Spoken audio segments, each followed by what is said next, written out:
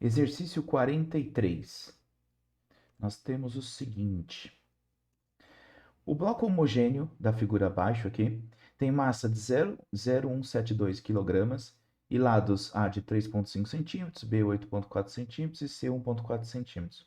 Calcule o momento de inércia do bloco em relação ao eixo que passa por um canto e é perpendicular às faces maiores, tá?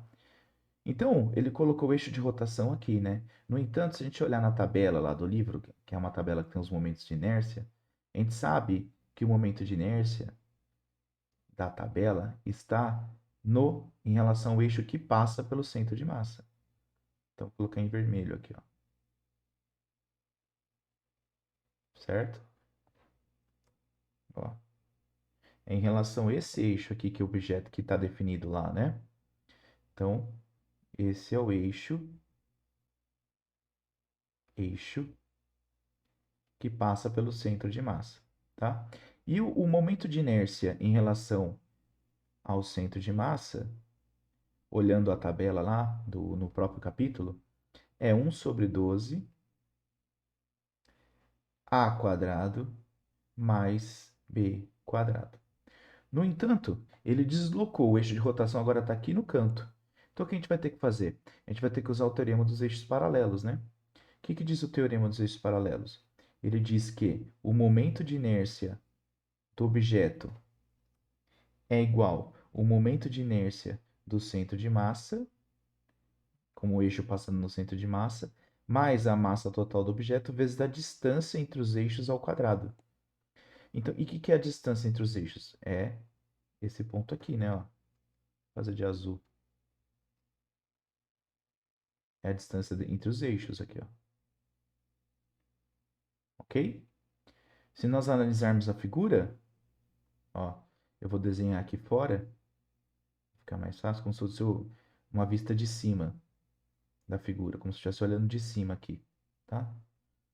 Então, ó, vou traçar aqui para achar o centro de massa, porque a figura tem uma geometria simples, né?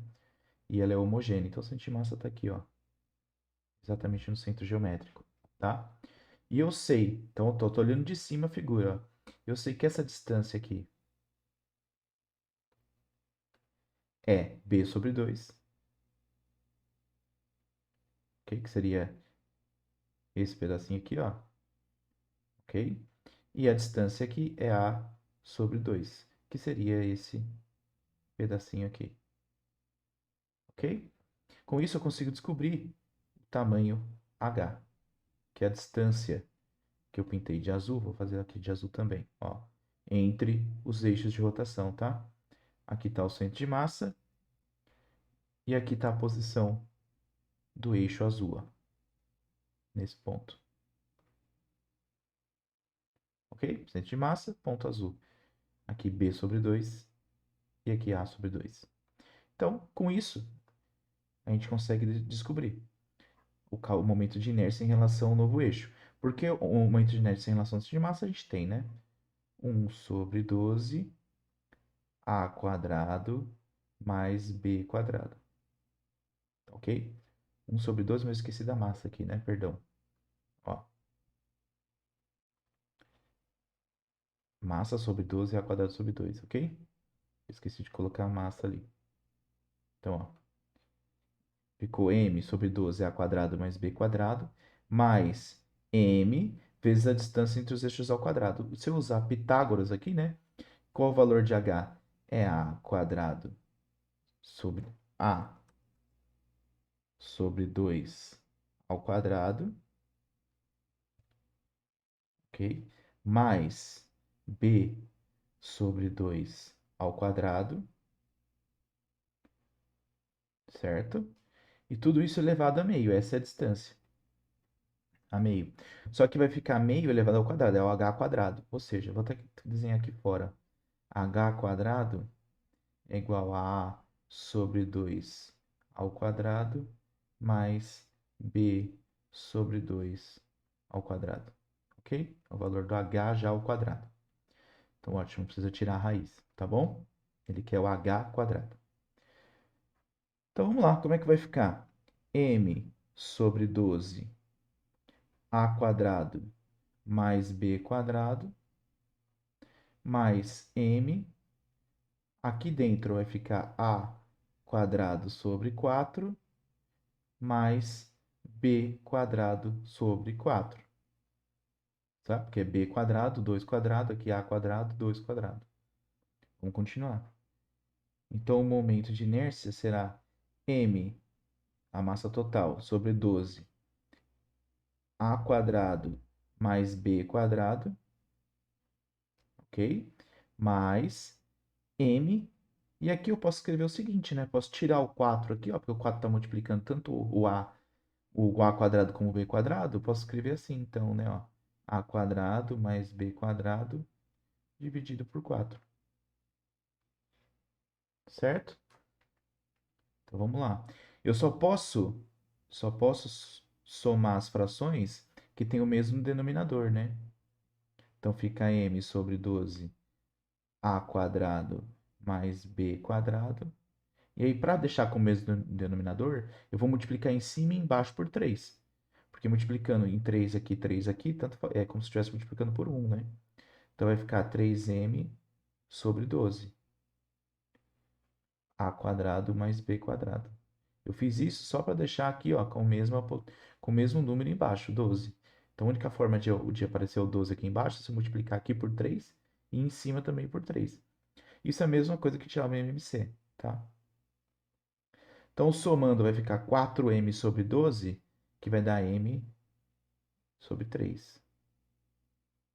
A quadrado mais b quadrado, certo? Que aí eu posso somar o numerador, vai ficar 4m. Aí 4, 12 é a mesma coisa que 1/3, né? Então, achamos o momento de inércia. M, 1/3 de m a quadrado mais b quadrado. Certo? Esse é o item, né? Item, né? Ele calcula o momento de inércia em relação... agora a gente pode substituir os valores. Achamos o momento de inércia. Então, logo, o momento de inércia vai ser a massa do objeto, vamos ver quanto que é 0,172. Ó, 0,172 dividido por 3, ok? O A quadrado, vamos ver quanto que é. O A, ele fala que é 3,5 centímetros. Então, eu tenho que transformar em metro, né? Então, fica 3,5 vezes 10 a menos 2 ao quadrado, que é o valor do A. E o B? O B tem 8,4 centímetros, né? Centímetros. Então, eu tenho que transformar em metros, tá? Então, vamos lá. Vai ficar mais, transformando em metros, 8,4 centímetros é 8,4 vezes 10 a menos 2 metros.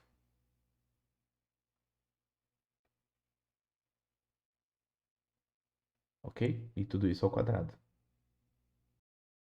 Então, fazendo essa conta aí, podemos usar uma calculadora, nós vamos encontrar que o momento de inércia é de 4,7 vezes 10 a menos 4 quilograma vezes metro quadrado. Ok? Então é isso. Esse é o exercício. Você tem que tomar bastante cuidado, porque o valor que foi tabelado lá no livro é em relação ao centro de massa. Então, toda vez que ele trocar o eixo de posição, você vai ter que usar o teorema dos eixos paralelos. Tá bom? É isso. Qualquer dúvida, é só escrever aqui embaixo nos comentários. Até mais.